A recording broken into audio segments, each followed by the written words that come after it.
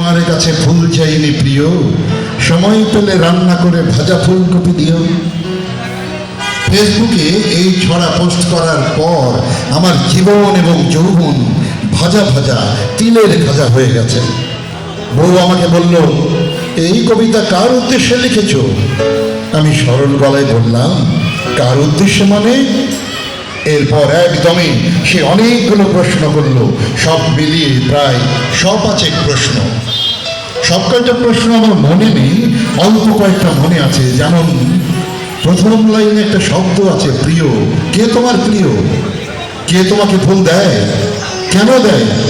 কিভাবে দেয়? দিনে কয়বার দেয়? কোথায় দেয়? কি ফুল দেয়? আর কি কি দেয়? কি কি দিতে বাকি রাখছে? তাজা ফুল নাকি প্লাস্টিকের ফুল? কার কাছে তুমি এই শীতে ফুলের বদলে ফুলকপি চাইছো? এত কিছু থাকতে ফুলকপি চাইতে গেলে কেন? কাঁচা ফুলকপি না চেয়ে রান্না করা ফুল